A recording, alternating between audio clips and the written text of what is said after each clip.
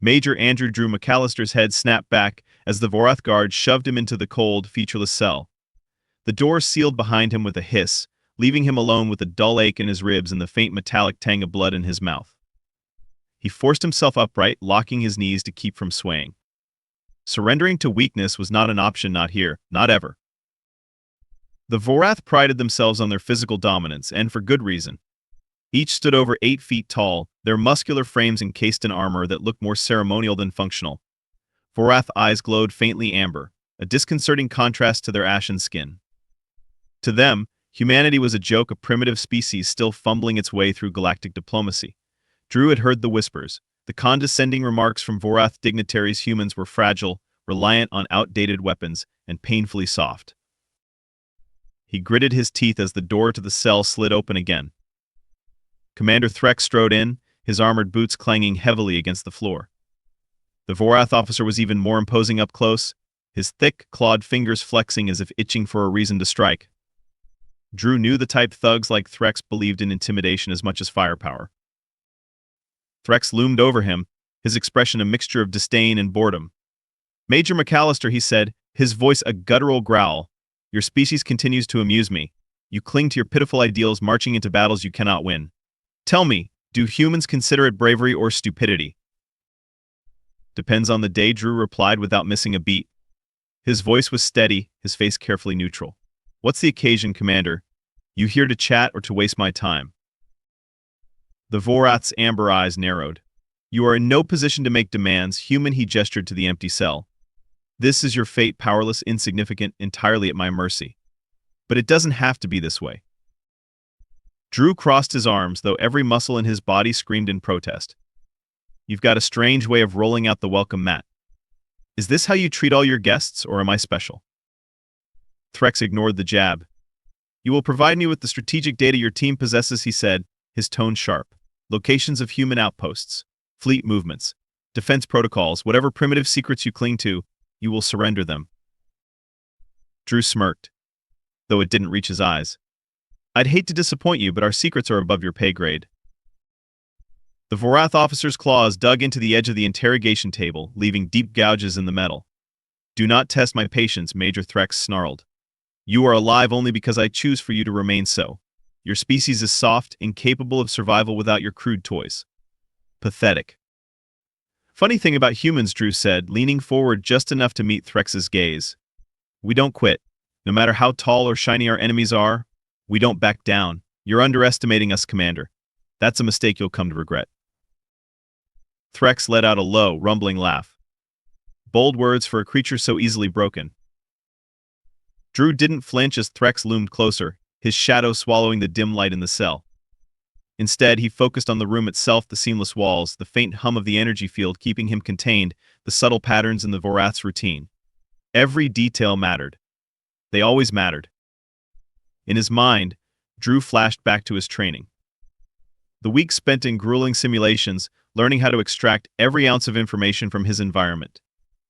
The drills that pushed his body to its limits, forcing him to adapt, to improvise, to endure.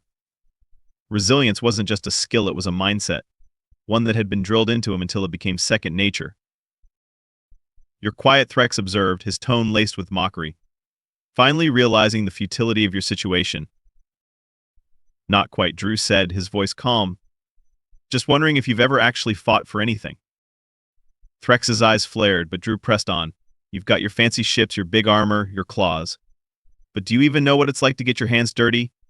To fight without a crutch?" The Vorath scowled. "Careful, human. You tread dangerously close to your last words." Drew shrugged. "I've been treading close to a lot of things lately. What's one more?" Threx slammed a fist onto the table, the force reverberating through the room. Drew didn't flinch.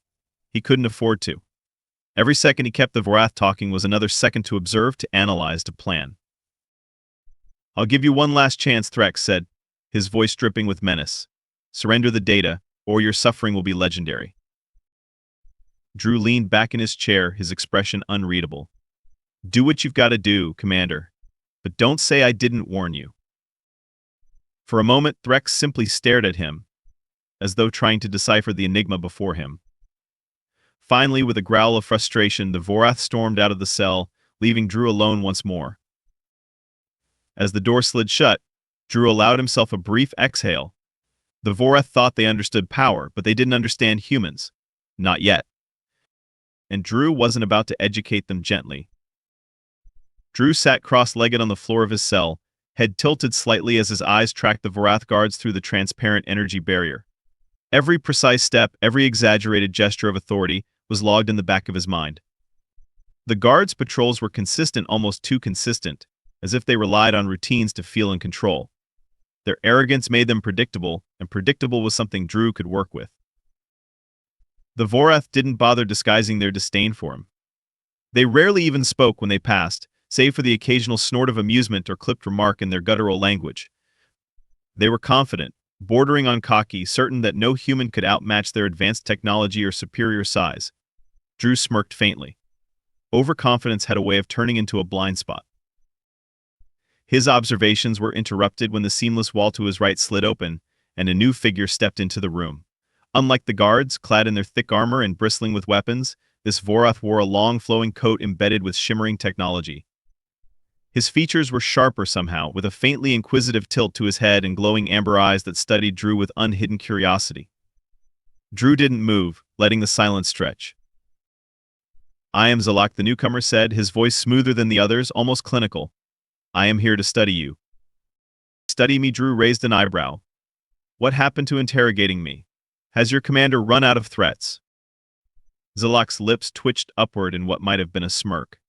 "Interrogation is a tool of the impatient. I, however, prefer understanding. Your species intrigues me, Major McCallister. You endure conditions that would destroy most biological forms. You persist where logic dictates you should fail. Why?" Drew leaned back against the wall, keeping his posture casual. "Why does anyone do anything? Survival instinct, maybe, or stubbornness? Take your pick." Zalak stepped closer, clasping his long, clawed hands behind his back. "It is more than that. The Vorath have observed human behavior long enough to recognize patterns. When faced with insurmountable odds, most species retreat. Your kind charges forward, often recklessly. It defies reason." "Maybe reason's overrated," Drew replied, watching Zalak carefully. The scientist's movements were deliberate, almost too controlled, as though he feared any physical misstep. That spoke volumes. Zalak tilted his head, the faint glow of his eyes intensifying. "Fascinating. Your physiology is unremarkable by galactic standards: weak musculature, fragile skeletal structure, limited sensory capabilities. And yet, your kind has survived long enough to challenge galactic powers. It is unlikely." "Thanks for the pep talk," Drew said dryly. "You should write motivational posters." Zalak ignored the sarcasm, his gaze narrowing as he studied Drew. "Your resilience suggests adaptations beyond the physical. Is it psychological then? A delusion of grandeur, perhaps, or something else?" Drew shrugged. "You tell me. You're the scientist." For a moment, Zalak seemed to consider this, his glowing eyes flicking over Drew's frame. "Perhaps you will enlighten me," he said finally. "Your species possesses an unusual tolerance for pain. How is this achieved?" Drew's jaw tightened, but his expression remained neutral. He wasn't about to hand over anything that could be used against humanity. Instead, he decided to turn the conversation. "Why are you so curious? Don't the Vorath think they're superior to everyone?" Zalak's lips twitched again, though his expression remained unreadable. Superiority does not preclude curiosity. To understand the limitations of others is to better understand our own strengths. "Interesting philosophy," Drew said, his tone measured. "But if you're so superior, why aren't you out there getting your hands dirty? Seems like you're pretty reliant on your tech." Zalak's glow dimmed slightly, a subtle but telling reaction.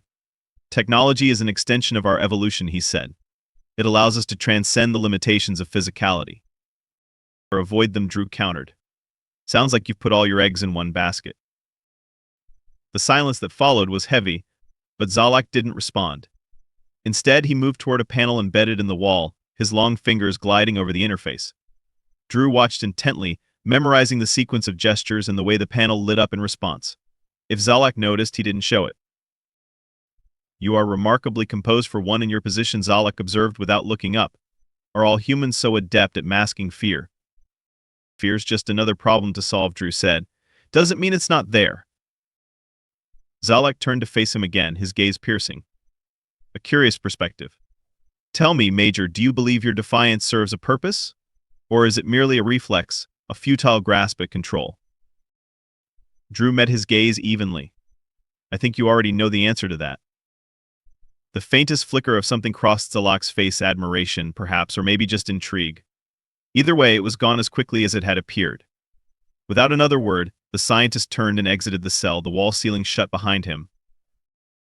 As soon as he was alone, Drew exhaled quietly. Zalak had been more informative than he probably realized.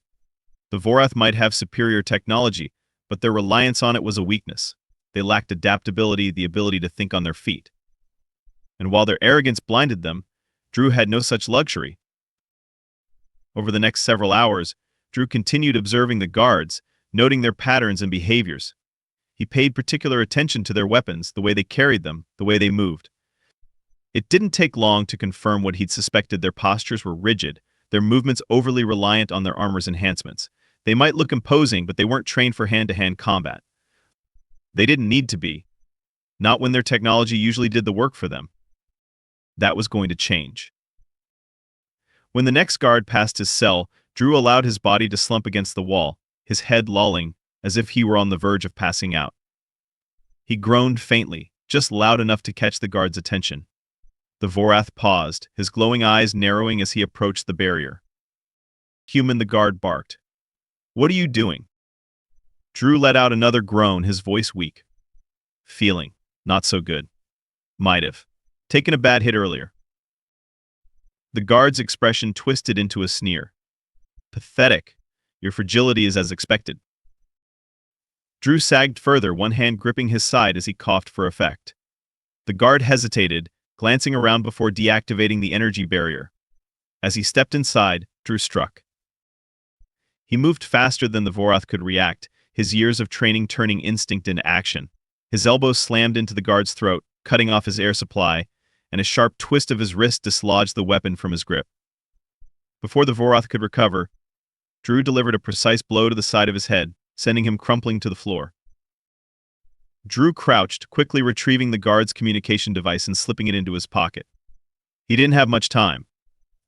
The ship was a labyrinth of overly intricate systems, but Zalak's brief interaction with the wall panel had given him just enough insight to start navigating. He moved swiftly, his mind already working through the steps of his escape. The Vorath thought they had him cornered, outmatched, outgunned. They didn't realize they'd just handed him the one thing humanity excelled at: a fighting chance. Part 3. The ship's maintenance shafts were a claustrophobic maze of conduits, pipes, and humming energy lines, but to Drew, they felt like an opportunity. The Vorath had designed their vessel with efficiency in mind, not intruders, and the narrow, winding spaces worked perfectly to his advantage. He crawled silently, the guard's communication device clipped to his belt, and the stolen weapon a sleek, alien sidearm secured in his waistband. Every movement was calculated, every sound minimized. The Vorath weren't just unprepared for this kind of resistance, they were baffled by it. Drew could hear their chatter crackling faintly through the comm device. Rapid exchanges in their guttural language carried an edge of frustration, the clipped tones of a species unused to chaos. Drew grinned to himself. Chaos, after all, was a human specialty. His first act of sabotage had been simple rerouting the power flow from one of the ship's primary navigation systems into its secondary environmental controls. The resulting surge had caused a ripple effect, dimming lights and overloading climate regulators across multiple decks. Drew imagined the Vorath storming through their pristine halls, confused and overheated, sweat dripping from their pale faces. But that had just been the opening act. Drew reached a maintenance junction and paused, pulling the guard's device out to study its interface. It was alien, of course, but the basic principles weren't so different from human tech. Systems were systems, no matter how advanced, and Drew had spent enough time with engineers and tech specialists to know how to make trouble. He accessed a schematic of the ship, overlaying it with the comm lines he'd intercepted earlier. The Vorath were trying to isolate him, deploying teams in a predictable pattern to comb through key areas. But in doing so, they were inadvertently revealing their blind spots. Drew's grin widened. He tapped into the ship's secondary power grid and set a time sequence of disruptions. Lights on 2 lower decks would fail in 20 seconds. 3 minutes later, the gravity stabilizers in a separate section would lurch erratically for just long enough to create panic. He backed out of the system and moved on. The Vorath would scramble to fix the problem, spreading themselves thin and giving Drew more room to maneuver. The crawl space narrowed as Drew pushed deeper into the ship's core. The hum of power grew louder here, resonating through the walls like a heartbeat. He counted off junctions in his head, comparing them to the schematic. His next target was close. He dropped out of the shaft into a low-ceilinged maintenance corridor, the air thick with the metallic tang of coolant vapors. The walls were lined with panels, each labeled in the Vorath script. Drew scanned them quickly, searching for the one Zalak had mentioned during their earlier conversation. "You're not like the others we've encountered," the scientist had said. Drew had played dumb at the time, but he hadn't missed the subtle shift in Zalak's tone or the way his eyes had flicked toward the ship's power distribution nodes when he spoke. Zalak's curiosity had been genuine, but so had his unease. Whether or not the scientist realized it, he'd given Drew a roadmap to the ship's weakest points. Drew found the panel he was looking for, and pried it open with the edge of a stolen multi-tool. Inside, the glowing tangle of conduits and circuits pulsed with energy. He studied the setup for a moment, then carefully disconnected 2 key lines and rerouted them through a nearby override port. The effect was immediate. The hum of the ship's engines stuttered, then resettled into an uneven rhythm. "That ought to slow you down," Drew muttered. He replaced the panel and moved on, slipping back into the crawl space before any Vorath could investigate. As he navigated through the labyrinth of conduits, Drew felt a flicker of satisfaction. The Vorath had underestimated him. They'd written humanity off as a nuisance, an annoyance to be handled with brute force and intimidation. But Drew had learned long ago that survival was about more than strength. It was about thinking ahead, staying one step ahead of the enemy, and using their own arrogance against them. His next objective was the weapons bay. The Vorath's arsenal was vast and terrifying, their energy cannons capable of reducing entire fleets to debris. If Drew could disable those systems, he'd not only increase his chances of escape, but also buy time for a potential rescue. The crawl space opened into a vertical shaft, and Drew climbed carefully, gripping the rungs of a narrow ladder. His muscles burned with the effort, but he pushed through it, his mind shifting into that familiar state of hyperfocus. He reached another vent and peered through it into a cavernous chamber below. The weapons bay was as intimidating as he'd expected. Rows of massive energy cores lined the walls, each one pulsing with an eerie blue light. Vorath engineers moved methodically between control panels, their movements precise and efficient. Drew counted 6 of them, all armed, though their weapons were holstered as they worked. He studied the room for a moment, weighing his options. Disabling the entire weapons system would require more time than he had, but creating a chain reaction, something that would force the Vorath to shut the systems down themselves, was possible. Risky, but possible. Drew slipped through the vent and dropped silently onto a high catwalk overlooking the chamber. He crouched low, moving along the edge until he reached a control terminal. The interface was unfamiliar, but Drew had already seen enough of the ship's systems to make an educated guess. He accessed the energy core's calibration settings and introduced a deliberate error, one that would cause the cores to overheat subtly and gradually. By the time the Vorath engineers noticed, they'd be scrambling to prevent a meltdown. As he worked, the faint shuffle of footsteps behind him made the hairs on the back of his neck stand up. Drew spun, the stolen sidearm already in his hand, and found himself staring at Zalak. The scientist raised his hand slowly, his expression unreadable. "Impressive," Zalak said quietly. "Your ingenuity continues to surprise me." Drew didn't lower the weapon. "What do you want?" "I could ask you the same," Zalak replied, his voice calm. "But I believe I already know. You aim to dismantle our systems to create an opening for your own forces to recover you." Drew's jaw tightened. "If you're here to stop me, you're too late." Zalak tilted his head. "On the contrary, I am here to help you." The statement hung in the air between them, heavy with implications. Drew didn't trust it, but he didn't dismiss it either. "Why?" Zalak's glowing eyes softened marginally, a flicker of something human in their depths. "Because you fight differently," he said. "Not with brute force, but with precision, adaptation." "It's not just fighting," Drew said. "It's surviving. That's what we do." Zalak studied him for a long moment, then gestured to the terminal. The energy cores have a secondary safeguard. If you intend to disable them, you will need to bypass it here. Drew hesitated, his instincts warring with the opportunity in front of him. Zolak's motives were unclear, but his information aligned with what Drew needed. Finally, Drew nodded curtly, stepping aside to let the scientist access the terminal. As Zolak worked, Drew kept his weapon trained on him, his eyes scanning the room for any sign of a trap.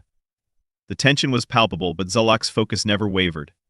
Within moments, the interface beeped, and the energy core status lights began to blink red. "That will do it," Zolak said, stepping back. "The engineers will be forced to shut them down entirely to avoid a catastrophic failure." Drew lowered the weapon slightly, his gaze still sharp. "Why are you doing this?" Zolak met his eyes. "Because I am not certain our path is the correct one. Perhaps your survival will provide the answers I seek." Before Drew could respond, the chamber's alarms blared to life, and the engineers below shouted in panic. Zolak turned to him, his voice urgent. "Go, Major, before it is too late."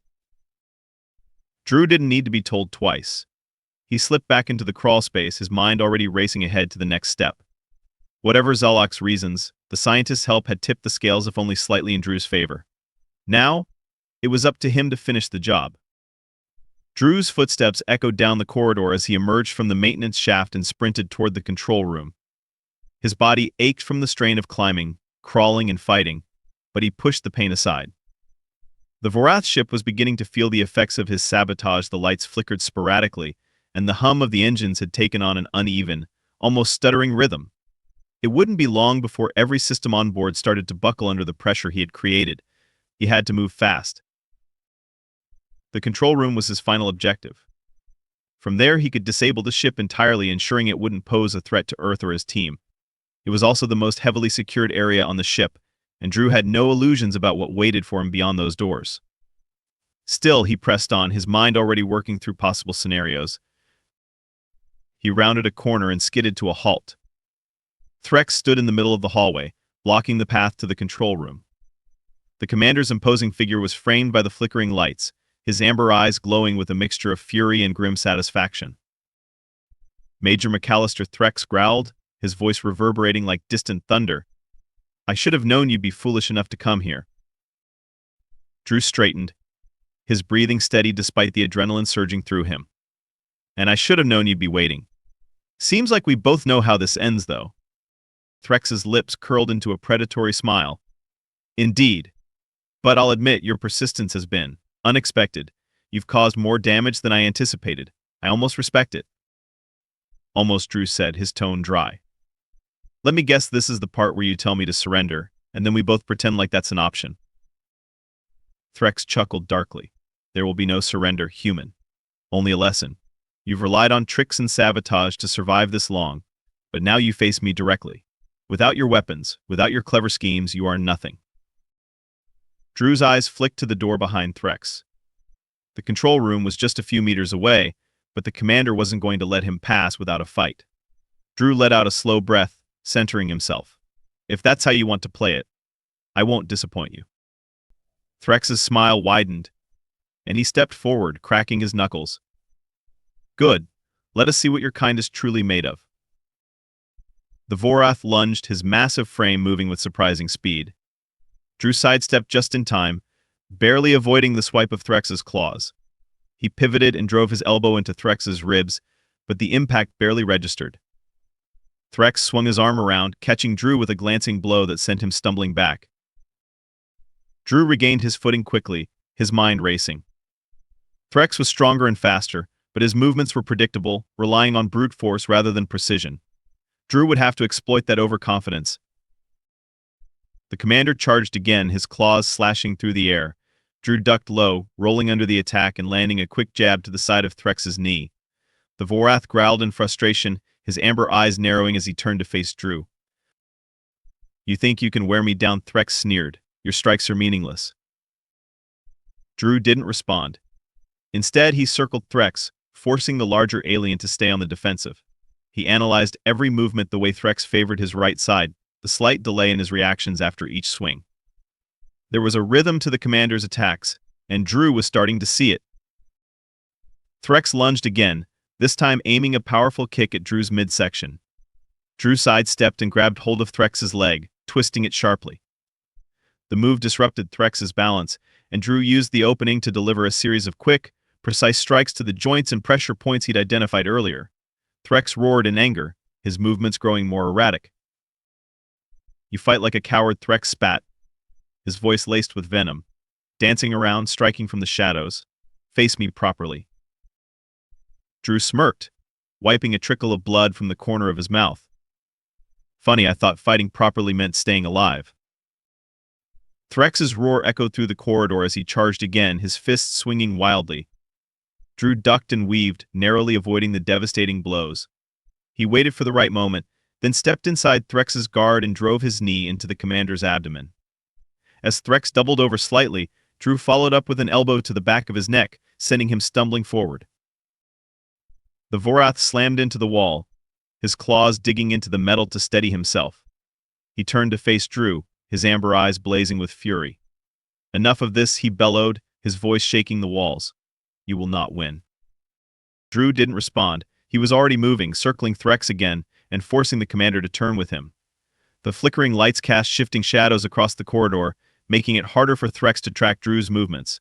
Drew feinted left, then darted right, landing another quick strike to Threx's side. The fight continued in this pattern, with Drew using his smaller size and agility to outmaneuver Threx. Each blow he landed was calculated, targeting the same weak points over and over. Threx's movements grew slower, his attacks less precise. Drew could see the frustration building in the commander's expression. Finally, Threx overextended, swinging too wide in an attempt to catch Drew off guard.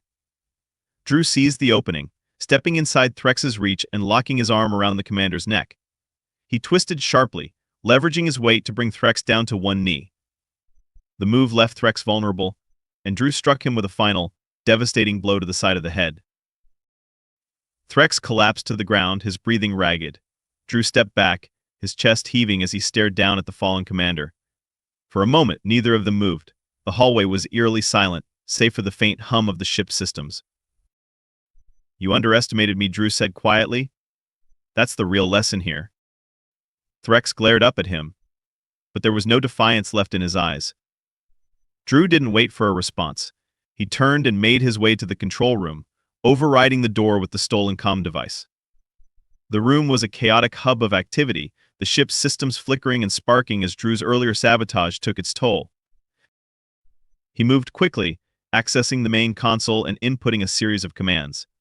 The ship's weapons, engines, and communication systems all went dark, leaving it adrift and defenseless. Drew also downloaded a copy of the Vorath's operational data, their plans, ship schematics, and logs. The information could be crucial for future negotiations and defense efforts. As he finished, a familiar voice spoke behind him. "Impressive. You truly are relentless."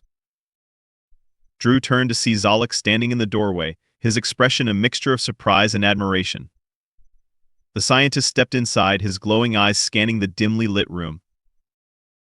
"You've crippled the ship," Zalak said. "Your team will be able to retrieve you now." "Not just me," Drew replied, holding up the data drive. "This changes the game for all of us." Zalak nodded slowly. "Your resilience. It is remarkable. Your species, Major McCallister, endures where others would fall. It forces us to reconsider many assumptions." Drew met Zalak's gaze, his voice steady. "And it's why we'll survive, no matter what comes next." The sound of approaching footsteps interrupted them. Drew's team had arrived, their voices a welcome relief after the chaos of the past hours. As they escorted him back to their own ship, Drew glanced back at Zalak, who watched them with an unreadable expression. By the time they left the Vorath vessel behind, Drew knew one thing for certain: the galaxy would no longer see humanity as fragile or insignificant. They had survived, and now they would stand ready for whatever came next.